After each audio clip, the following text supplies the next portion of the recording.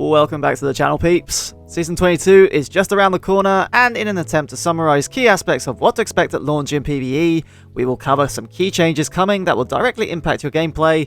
Amongst those, weapon changes, builds, economy, crafting, strand updates, and much more. Please drop a like on this video if you do find this informative. Let's begin. Starting with weapons, a host of changes are coming that will impact hand cannons, including a buff to reload speed. More importantly, however, is the buff that is targeting their viability in PvE, as they are receiving a 20% damage buff to red bars and a whopping 75% damage buff versus yellow bar combatants.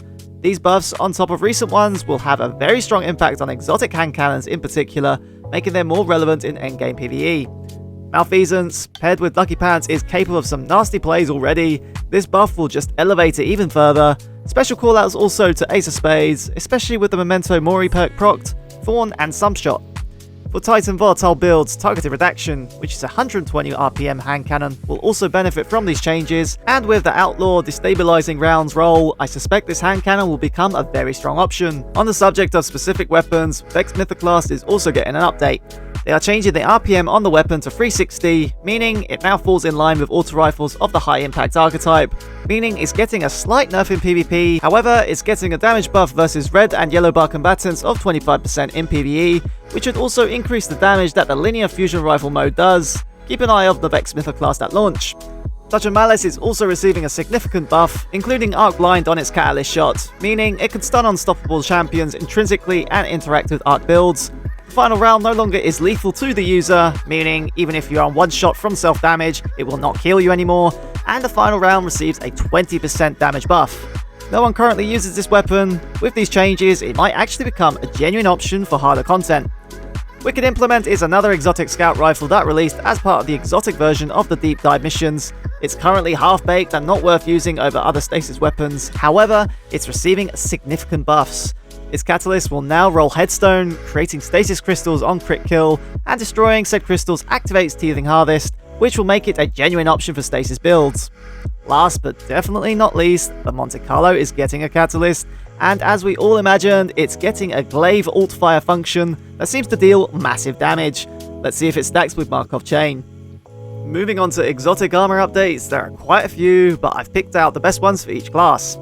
For Hunters, Foe Tracer has completely been reworked. Its old function has been moved to the Knucklehead Radar exotic, and Foe Tracer now functions like monochromatic Maestro used to, kinda.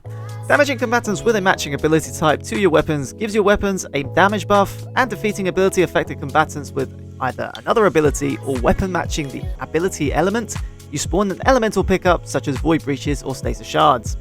For Titans, Icefall Mantle now has an escalating stasis weapon damage bonus perk attached to it.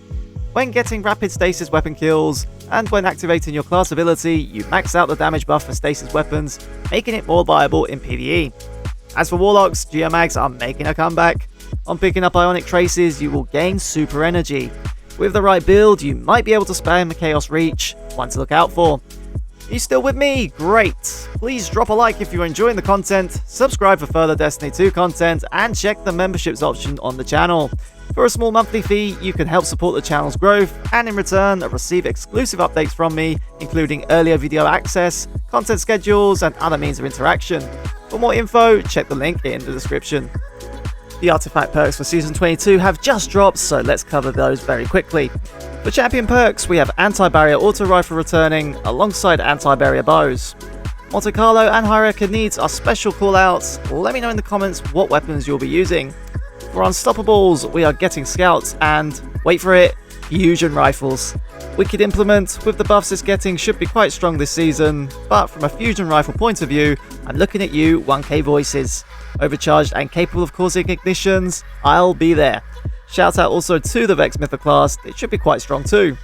Finally, for Overloads, we are getting hand cannons and machine guns, so on top of the damage buffs mentioned earlier, they get an additional overcharge perk. Try out those exotic hand cannons out in PvE at launch. Deterministic Chaos and Xenophage should be in the mix too. It's looking good, Brev. We are getting something new this season. Most of the artifact perks from the 4th and 5th column revolve around elemental orbs. These are brand new and can be created when the 3rd column perks are active, being capable of spawning void, solar or arc orbs.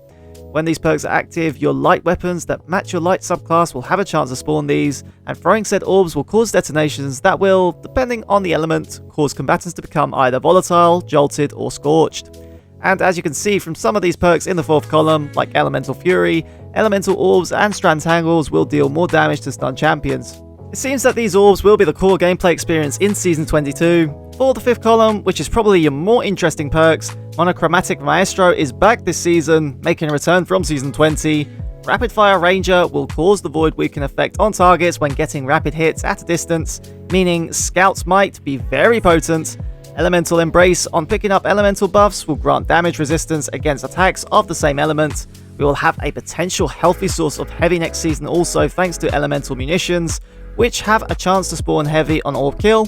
Finally, Frenzied Stacks will augment the damage of thrown orbs if you have armor charges. This will make build crafting interesting. Let's see what us content creators can come up with. Moving away from builds and touching base on crafting, are you fed up of spending hours trying to level up sniper rifles or grenade launchers, farming Shuro Chi or breakneck checkpoints? Do you have infinite stacks of enhancement cores? It's your lucky day.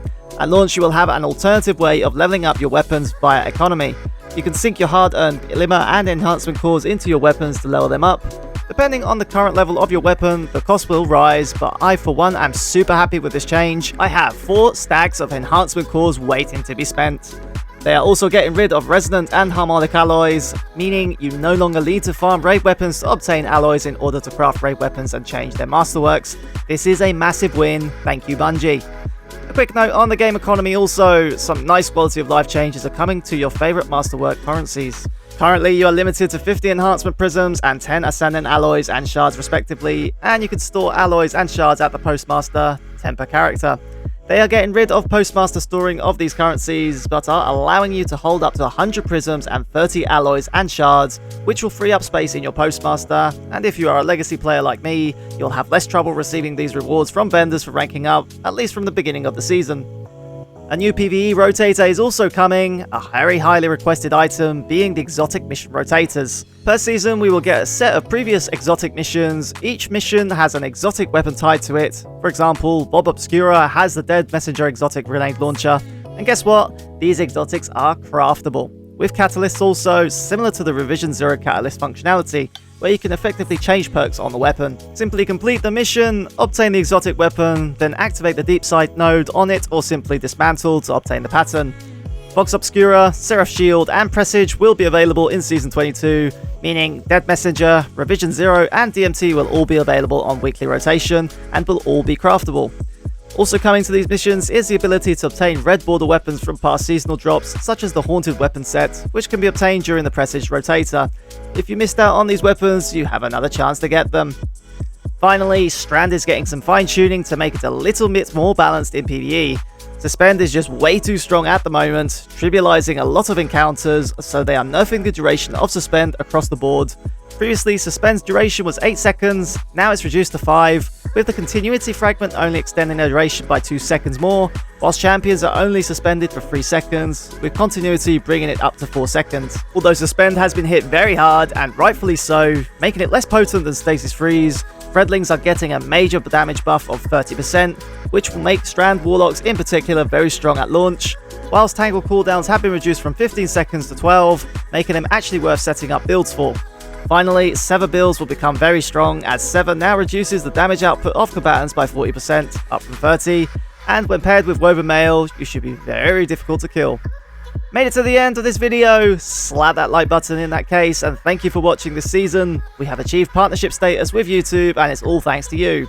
Consider subscribing and joining the channel membership for exclusive perks. For the season opener, expect a review of the seasonal exotic, whatever that may be, followed by some builds and crafted weapon reviews. This was Plasma Alchemist, your viewership is much appreciated. Until next season, see you later. Fight forever, Guardian!